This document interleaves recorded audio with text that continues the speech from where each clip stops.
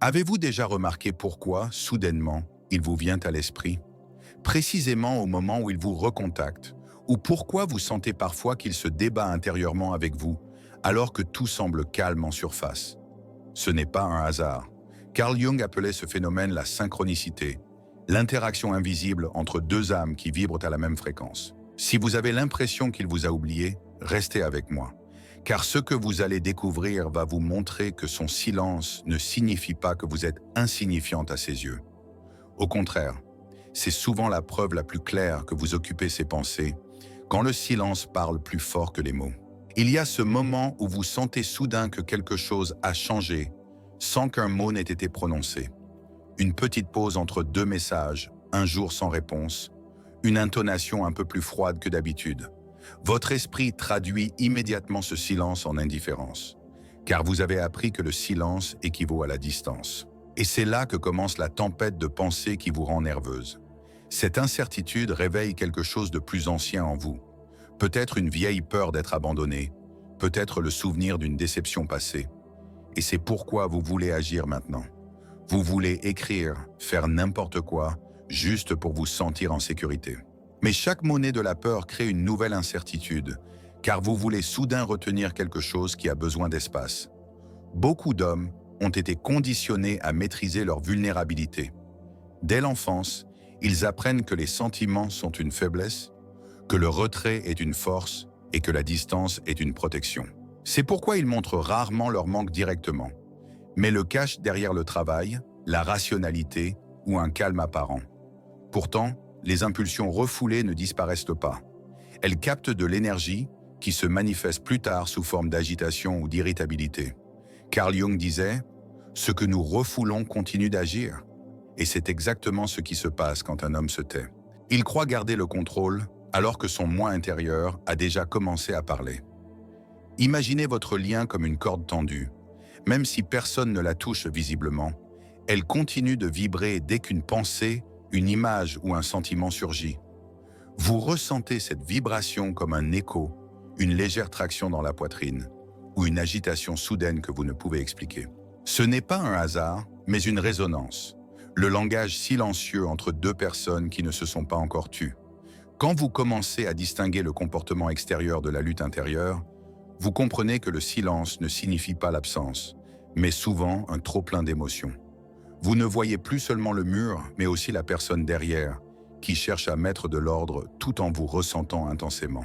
Et si son retrait était justement la preuve qu'il ressent plus fort qu'il ne peut le montrer? Et si le silence n'était pas une fin, mais une transition où vous sentez tous les deux ce qui compte vraiment? Ne prenez pas le silence personnellement, percevez-le. C'est un signe, pas un jugement.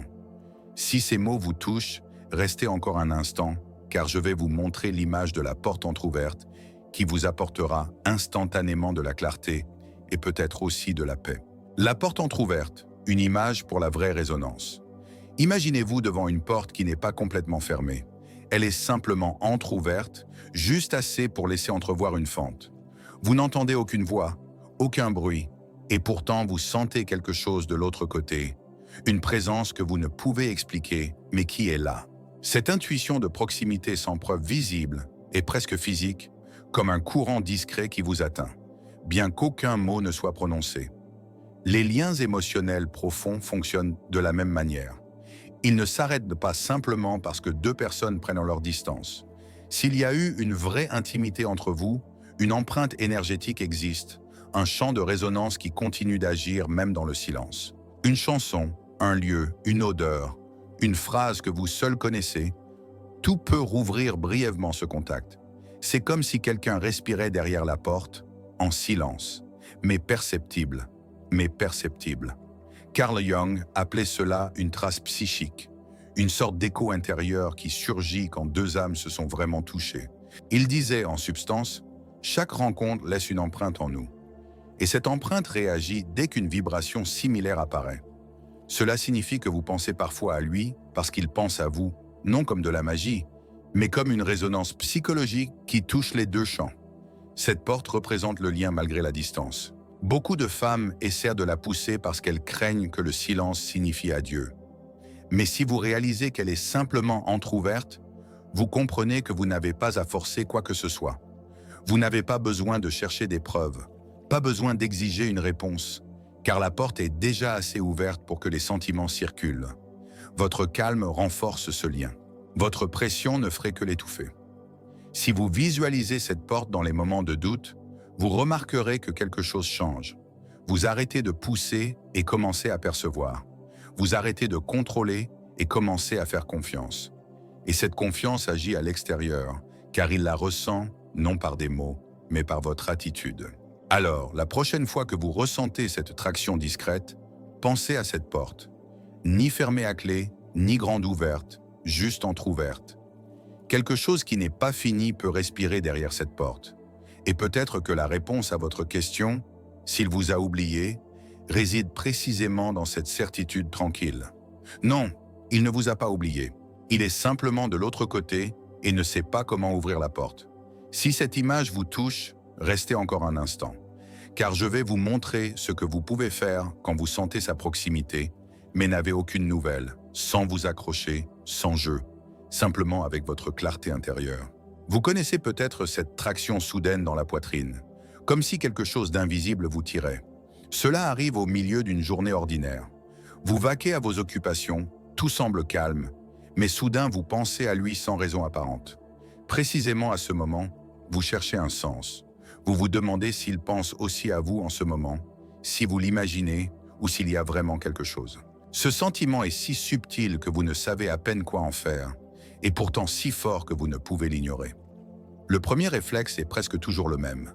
Vous voulez agir, envoyer un message, faire quelque chose pour sentir qu'il est encore là. Vous voulez confirmer le lien, mais ce que vous cherchez vraiment, ce n'est pas sa réponse, c'est votre propre calme. Vous cherchez la confirmation de ce que vous ressentez déjà, et c'est là que réside le danger. Si vous essayez de contrôler ce sentiment, vous perdez la force qui l'a rendu possible. Dans ces moments, il est utile de recentrer l'attention de l'extérieur vers l'intérieur. Au lieu de réagir immédiatement, faites une pause. Posez une main sur votre cœur, respirez profondément. Sentez où ce sentiment se manifeste. Peut-être une chaleur, une pression, un frisson.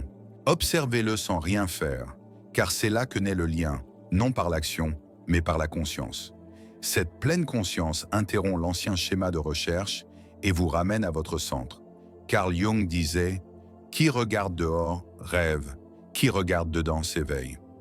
Si vous apprenez à d'abord ressentir en vous ce qui se passe, vous perdez la peur de perdre quelque chose. Vous reconnaissez que le manque n'est pas un signe de faiblesse, mais un rappel que vous êtes capable d'émotions profondes. Cette conscience change votre énergie. Vous devenez plus calme, plus clair, et il ressent précisément cette clarté sans un seul mot de votre part. Si vous décidez ensuite d'envoyer un message, faites-le non par manque, mais par sérénité. N'écrivez rien qui exige une réponse. Écrivez parce que vous voulez partager, non parce que vous avez besoin de confirmation.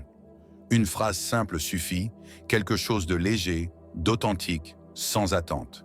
Ainsi, il ne ressent pas de pression, mais de l'ouverture. Et cette attitude précisément l'attire, car elle transmet la liberté plutôt que le besoin. Plus vous pratiquez ce calme, plus il devient fort. Vous remarquerez que vous réagissez moins et choisissez plus. Vous commencez à voir le contact non comme une lutte, mais comme un flux, et soudain quelque chose d'inattendu se produit. Il ressent souvent ce changement avant même que vous ne le réalisiez pleinement, car l'énergie communique plus clairement que les mots. Si vous ressentez ce calme intérieur, restez-y. Vous êtes actuellement au tournant où vous commencez à changer la dynamique. Restez avec moi, car je vais vous montrer comment créer de la proximité avec des questions simples et ouvertes, sans pression, sans peur, mais avec une vraie connexion. Il y a des moments où vous sentez si clairement que quelque chose vit encore entre vous que vous aimeriez savoir ce qu'il pense vraiment. Mais au lieu de demander honnêtement, vous cherchez des formulations qui ne l'effreinent pas. Et c'est là que commence le jeu de la prudence et de l'autoprotection. Beaucoup de femmes posent alors directement « Tu penses encore à moi ?» ou « Tu me manques ?» Des questions qui créent plus de pression que de lien, car elles forcent une réponse et ne laissent pas d'ouverture. Quand vous posez une question ouverte, toute l'énergie entre vous change. Une question ouverte n'est pas un test, mais une invitation. Elle lui laisse l'espace de ressentir plutôt que de réagir. Une simple Connais-tu ce sentiment que quelqu'un est là, même si on ne dit rien? Ouvre une porte par laquelle il peut passer s'il est prêt. Aucune attente, aucun reproche, juste un espace pour l'authenticité. La connexion naît précisément dans cet espace. Psychologiquement, les questions ouvertes touchent une partie de sa conscience qui, autrement, reste muette. Elles stimulent non l'esprit, mais le sentiment. Il n'a pas à argumenter, pas à se justifier, il est autorisé à percevoir. Beaucoup d'hommes ont besoin de cet accès car ils n'ont jamais appris à se sentir en sécurité dans leurs émotions. Une question ouverte est comme une main tendue, non pour le tirer, mais pour lui rappeler qu'il est libre de venir. Carl Jung décrivait la rencontre comme l'instant où deux âmes reconnaissent en elles quelque chose qu'elles ignoraient jusque-là. C'est exactement ce qui se produit quand vous posez une question non pour obtenir quelque chose, mais pour comprendre. Votre question devient un miroir dans lequel il se voit et peut-être pour la première fois, ressent ce qu'il avait refoulé. C'est ainsi que naît une profondeur qu'aucun jeu ne saurait atteindre. Quand vous posez de telles questions, supportez le silence, n'interrompez pas, ne poussez pas, attendez. Le plus grand changement ne survient pas quand vous parlez, mais quand vous écoutez. Il le sent immédiatement. Il perçoit que vous ne le testez pas, mais que vous cherchez vraiment à le comprendre. Et cette écoute agit plus profondément qu'aucune déclaration d'amour. Peut-être n'aurez-vous pas de réponse tout de suite. Peut-être lui faudra-t-il du temps pour formuler. Mais votre question continue d'agir en lui. Elle ouvre un processus qui se manifestera plus tard par un regard, un message, un geste. Parfois, une seule phrase fait plus que des jours de discussion.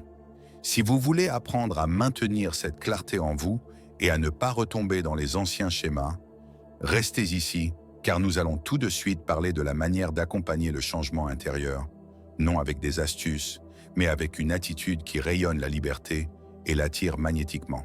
Beaucoup de femmes tentent de reprendre le contrôle après une période de silence. Elles écrivent moins pour susciter la curiosité. Elles se montrent occupées pour créer de la distance ou attendent des heures avant de répondre pour paraître plus fortes. Ce sont là de petites tactiques nées de l'insécurité qui donnent du pouvoir pour un instant, mais détruisent la confiance à long terme. Car toute stratégie issue de la peur porte en elle cette peur. Le vrai changement commence non là où vous apprenez à le contrôler, mais là où vous commencez à vous comprendre vous-même.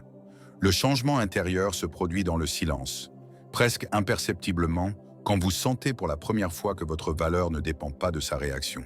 Vous reconnaissez que votre calme agit plus puissamment qu'aucun jeu. Vous cessez d'être l'actrice de votre propre désir pour devenir l'observatrice de vos émotions. Cette clarté change tout, car elle ne manipule pas, elle est honnête. Quand vous vous concentrez sur vous, l'énergie bascule. Vous devenez plus présente, plus authentique, et chacun le ressent, lui y compris. Les hommes ne réagissent pas aux mots, ils réagissent à la vibration. Si vous agissez depuis le manque, il ressent la pression.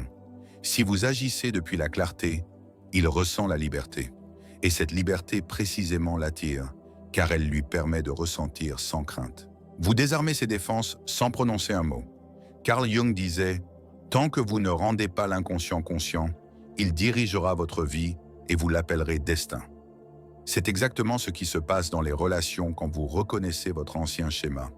Vous cessez de répéter inconsciemment. Vous commencez à choisir en conscience. Vous répondez non par panique, mais par lucidité. Vous attendez non par peur, mais par décision. Ces petits déplacements intérieurs transforment toute votre présence. Il sentira la différence avant même que vous ne l'expliquiez, car vous n'émettez plus d'insécurité, mais de la stabilité. Il remarque que vous n'avez pas besoin de lui pour vous sentir complète. Et paradoxalement, c'est précisément quand vous ne cherchez plus à prouver quoi que ce soit qu'il commence à ressentir qu'il veut vraiment vous voir. Le changement intérieur agit comme un aimant discret, invisible, mais puissant. Si vous commencez à vous guider ainsi, votre rapport au silence change aussi. Vous ne réagissez plus par réflexe. Vous utilisez le silence comme un miroir. Vous reconnaissez ce qu'il touche en vous et le transformez en conscience. La sérénité naît de cette attitude. Et la sérénité est ce qui l'apaise inconsciemment. Car là où il y a sérénité, il y a confiance, et là où il y a confiance, la proximité grandit. Si vous voulez ancrer cette attitude, restez ici, car je vais tout de suite vous révéler 3 preuves silencieuses qui montrent qu'il pense à vous même s'il se tait. Des signes que presque toutes les femmes négligent, bien qu'ils soient précisément ce qui rend visible l'invisible. Parfois, le manque ne s'exprime pas en mots, mais en gestes minuscules, presque imperceptibles. Il ne vous dira pas qu'il pense à vous, mais son comportement le trahit si vous apprenez à regarder de près. Car les hommes parlent rarement de ce qu'ils ressentent. Ils le montrent dans les interstices, dans les actes, dans de petits changements qu'on oublie facilement. Première preuve, il gravite autour de votre monde sans le vouloir.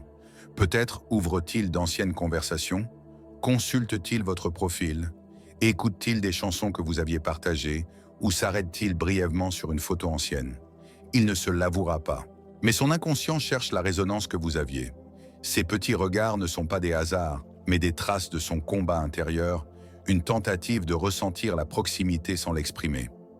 Deuxième preuve, son humeur fluctue sans raison apparente. Un moment d'irritabilité, puis un silence soudain, peut-être une pensée qui le déstabilise en pleine journée. Il pense à vous, mais ne le nomme pas. En vérité, un film de souvenirs défile dans sa tête, déclenché par quelque chose d'aussi banal qu'une odeur, une mélodie ou un mouvement qui lui rappelle vous. Ces réactions sont des signaux que son corps envoie bien avant que son esprit ne les comprenne. Troisième preuve, il cherche le contact par des détours. Il pose une question secondaire sur une information qu'il pourrait facilement trouver seul. Il fait comme si c'était un hasard. Mais la vraie raison est qu'il a besoin d'un instant de votre attention. Ce n'est pas un jeu, mais une tentative silencieuse de vous ressentir sans se rendre vulnérable. Les hommes cachent souvent le manque derrière la normalité, et c'est précisément là que réside leur aveu inconscient. Beaucoup de femmes passent à côté de ces signes car elles attendent de grands gestes. Mais la vérité émotionnelle est rarement bruyante. Elle se manifeste dans ces minuscules décalages que vous percevez quand vous êtes calme. Si vous ne combattez pas le silence, mais l'observez, vous reconnaissez que la connexion ne se brise pas. Elle change seulement de forme. Cette pleine conscience vous protège de sombrer dans le doute et vous rappelle qu'il vous ressent, même s'il se tait. Et peut-être est-ce là le moment où vous apprenez à interpréter son retrait autrement. Non comme un rejet, mais comme l'expression d'un manque devenu trop lourd à porter ouvertement. Il prend ses distances pour garder le contrôle, mais ces petites actions trahissent ce qu'il vit depuis longtemps dans le souvenir de vous. Appel à l'action et transition. Si vous connaissez ces signes et commencez à les interpréter calmement, votre rapport à la proximité change. Restez ici, car je vais tout de suite vous montrer comment des limites claires créent paradoxalement une intimité réelle et pourquoi la force est parfois le seul chemin pour que l'amour retrouve la confiance. Beaucoup de femmes craignent que les limites créent de la distance. Elles pensent donc que le silence ou la retenue pourrait en l'éloigner. Mais psychologiquement, c'est l'inverse. Les limites ne sont pas un signe de froideur, mais de conscience. Elles ne séparent pas, elles clarifient.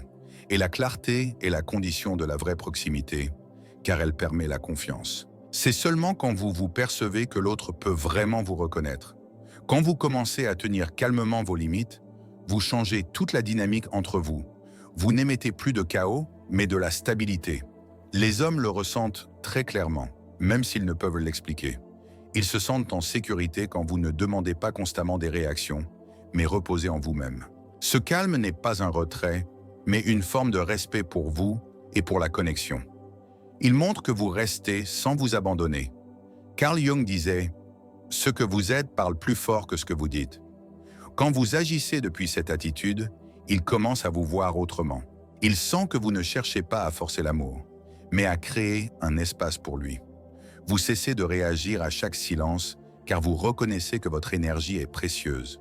Une femme claire ne devient pas inaccessible, elle devient reconnaissable. Elle ne trace pas une ligne par défi, mais par dignité. Les limites sont aussi un miroir de votre estime de soi. Quand vous les posez, vous vous dites doucement « Je suis suffisante ». Vous ne vous autorisez plus à mendier une attention qui doit venir librement pour être réelle. Vous cessez de vous contorsionner pour forcer une connexion. Et c'est précisément alors qu'il commence à vous respecter vraiment, car il sent que vous ne luttez pas pour l'amour, mais que vous l'incarnez. Cette attitude est silencieuse mais puissante. Beaucoup d'hommes testent inconsciemment jusqu'où ils peuvent aller, non par méchanceté, mais par insécurité. Ils veulent savoir si vous resterez, même s'ils se retirent. Si vous réagissez immédiatement, vous perdez votre centre. Mais si vous restez calme et dites intérieurement, clairement, jusqu'ici et pas plus loin, le respect naît. Il remarque qu'il ne peut pas vous blesser sans vous perdre. Cette limite n'est pas une attaque, mais une invitation à la maturité. Les limites créent la proximité parce qu'elles créent dans la sécurité. Quand vous préservez votre intégrité, la connexion devient plus profonde, non plus superficielle. Il vous fait davantage confiance parce que vous vous faites confiance. Vous n'avez pas à expliquer, à justifier, à prouver quoi que ce soit. Vous êtes simplement clair. Et la clarté est ce que les hommes vivent comme rare et fascinant dans un monde rempli d'incertitudes. Elle les attire, non parce que vous luttez, mais parce que vous êtes en repos.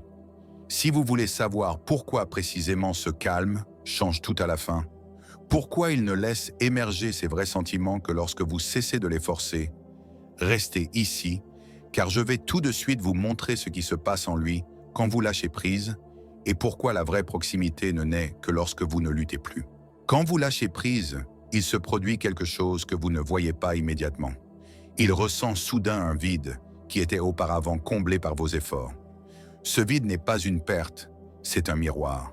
Il lui montre ce que vous représentiez vraiment pour lui.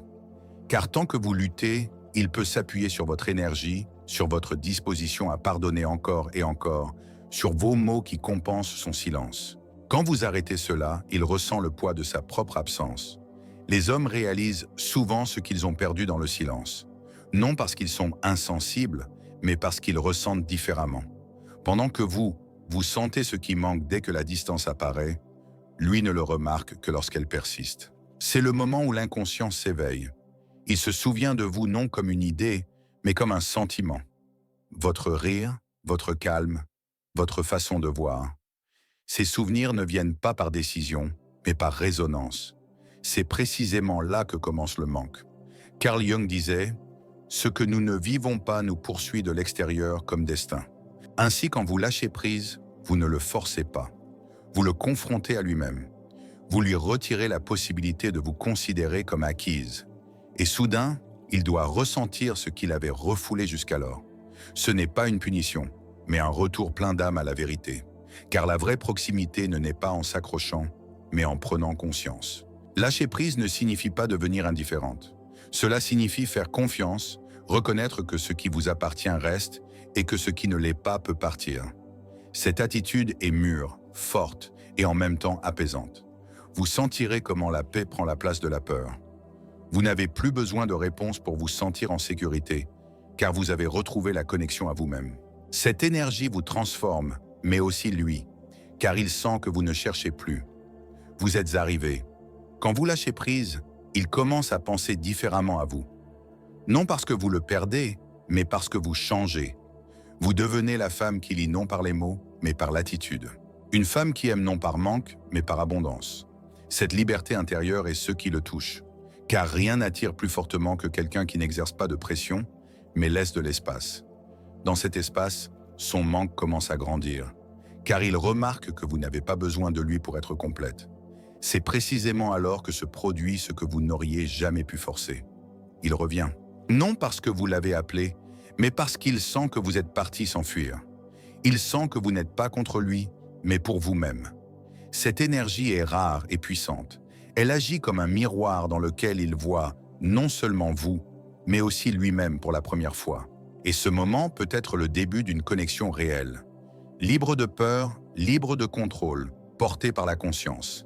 Si ces mots vous ont touché, alors vous savez désormais que l'amour ne naît pas en s'accrochant, mais en comprenant. Partagez cette vidéo avec une femme qui a trop souvent lutté, alors qu'elle voulait simplement être vue. Abonnez-vous à la chaîne pour continuer à vous renforcer sur ce chemin, avec clarté, profondeur psychologique et le rappel que vous ne pouvez rien perdre de ce qui vous appartient vraiment.